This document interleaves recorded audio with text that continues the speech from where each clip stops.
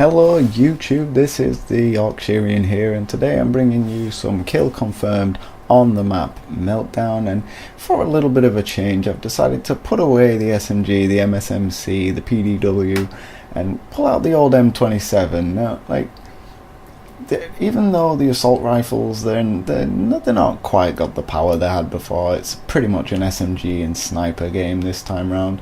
But the M27 it's pretty much the M4 that we all remember. Like on Modern Warfare, it's the same gun. It's the M4 without the kick. That's what I'm calling it. It's the M4 without the kick. It's got all the same low recoil, really good accuracy and all that, and it's quick. It doesn't slow you down while you're running. It's fairly fast to pull to aim in.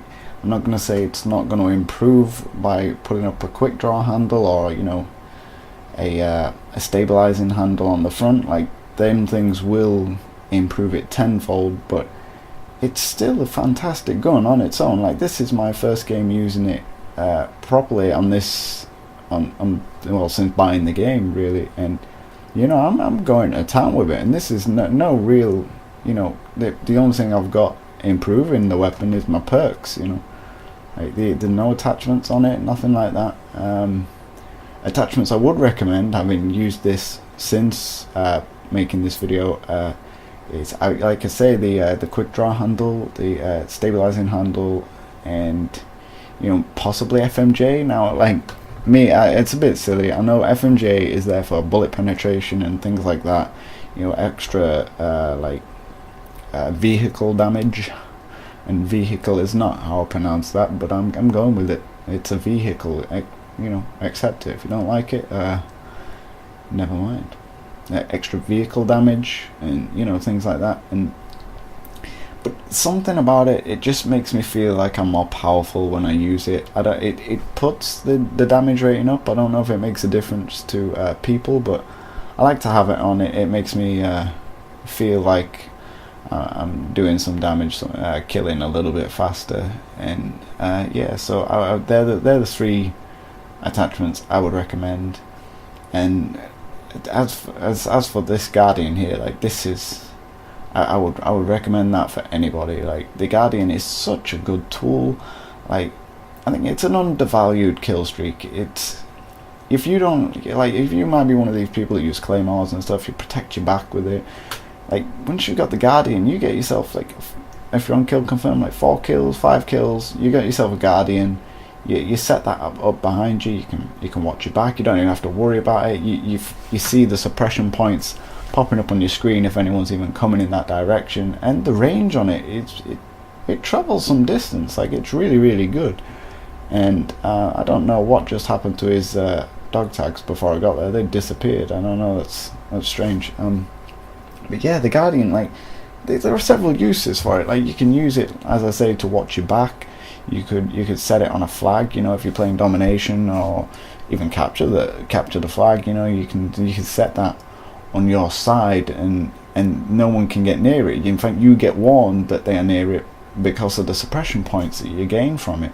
And the suppression points alone should be a reason to use it, because you get 10 points for every time it damages somebody, and like, them 10 points, they add up, especially if it's on something like domination and you've got, say, flag B, and you want to protect B. You stick on your Guardian there, and they can't even get near it. And pretty much in most domination matches, one group will have A, one group will have C, and you fight to shit for flag B. You know what I mean? That is the way it goes. So if you've managed to capture B and stick on a Guardian, you can pretty much claim the game. Like, the only problem with the Guardians is you can't. They are easily destroyed. You unload a mag or two onto one of them from a distance, you should be fine. Like, this is a sneaky little move. I know as soon as I get to the other side of the map, they're going to start spawning on this side of the map. So you set that there, they run around the corner, and they're suddenly hit by this Guardian. Like, that's a sneaky little move to use that.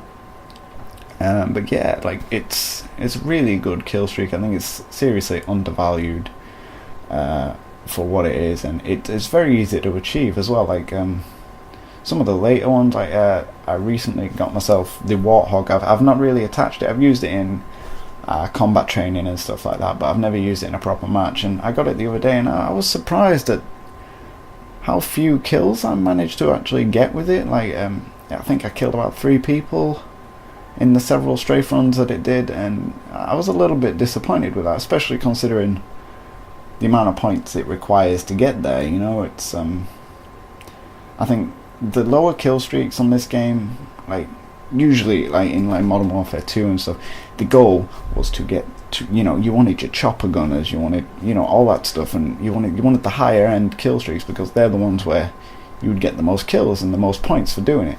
Whereas on this game, I think the lower kill streaks are really, they come into shine in this. You know, you can, they're quite quick. Like if you've got, say, as I do now, your UAV, your Guardian, and I think I've got the Warthog on at this point, but usually I will have a Hellstorm missile or like a lightning strike, and they're just so quick. As soon as you have the Guardian, you place that down, you pretty much got your Hellstorm or your lightning strike, and then you get a couple more kills and your kill streaks reset, your score streaks, sorry, reset, and you can start gaining them again, and it's almost no effort at all, you know. And if you're one of these people that you want to go for the kills, and you want sort of damaging score streaks as opposed to team play like UAVs, there's nothing stopping you using like the Hellstorm missile, the lightning strike, and the Guardian, and just use all 3 simultaneously, and you will be surprised just how quick you can achieve them, and then they reset and you get them again just as fast, if not faster, because your previous kill streaks are already stacking up to help put towards your next ones, you know. And that's a fair point.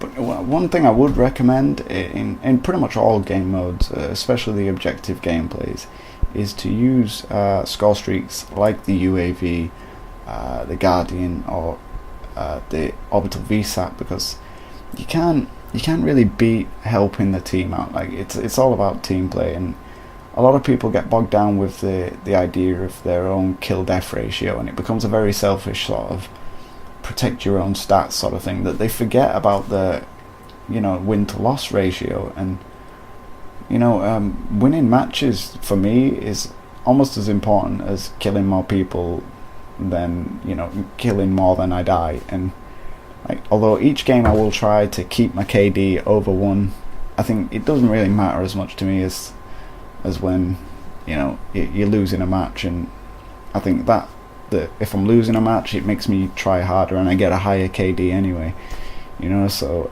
I think, yeah, play as a team player, really. Work together, and, you know, play the objective. I know I had a big rant about that on my previous video, which I kind of apologise for, but it was something that, again, I'm quite passionate about it, and I'm a person that will play the team game and fight for those objectives, and, you know, do all that. And I think it's a shame that a lot of people don't.